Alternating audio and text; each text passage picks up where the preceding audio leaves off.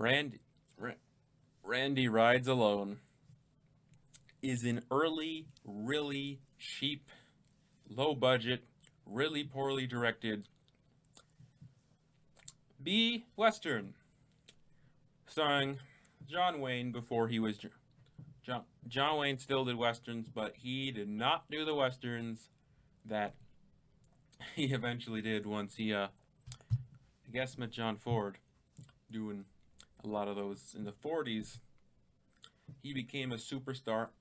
In the 40s, he became probably the biggest actor in the world, but before then, he was still doing cowboy westerns, but they were really cheesy and really badly filmed. Really, everything in a B western you expect. This is kind of it's only 53 minutes. It's a watchable western, but it is not a western that you're gonna like. It's actually really hard to even remember much scenes that I watched because it's honestly just one of those typical B westerns. Probably probably a 5 out of 10 for me. It's just one of those westerns where it's like, oh, okay, there's some cool scenes, some cool action, but it's really badly directed. There are parts where you literally keep seeing him move the camera up so much because it's just so badly made. But you know what? The only reason to watch it, John Wayne is basically fine, but a lot of the other actors are fine. A lot of the actors are actually really bad. So basically, it's a really bad film. But again, if you love John Wayne, I guess check out a million of his films because he's been in so many.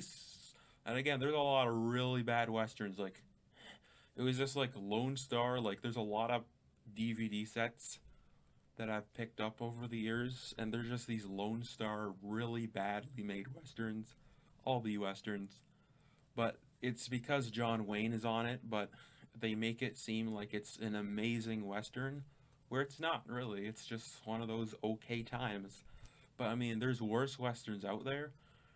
But anyway, the story basically is I guess they frame him for the murder, even though these western people are trying to invade this town. They're also saying he's the murderer. In the end, I mean, I might as well spoil it because there's no reason to care about it. But you know, if you really care, I guess it will make you mad if I spoil it. But basically, I guess in the end, he basically gets married or whatever, lives happy. You know, he finds out he and they're trying to get money. He finds out the money, so he basically finds the money. He blows up this place they think is the money. Actually, it's not. They find out he's not the murderer. Like it's basically a typical B story. It's not the worst story. It's an okay time, but really, it's not really worth your time at the same time. So that's basically where this is. It's an okay western. It's an okay western. It could be worse considering it's a B western, but the lighting is the cinematography. You know, it's not horrible, but it's like really okay. It's like 6 out of 10 cinematography. That's probably being nice. But again, I think the lighting's really awful. It's like 4 lighting. Like it's really bad. This is just bad. This is pretty awful. Jesus. It's just an awful western that's watchable. And that's it. That's all I can really say about this western is yeah, it has John Wayne. And if you like John Wayne, then probably be entertained by this. So I'll give it a 5 out of 10, and I think that's being nice because it easily could be a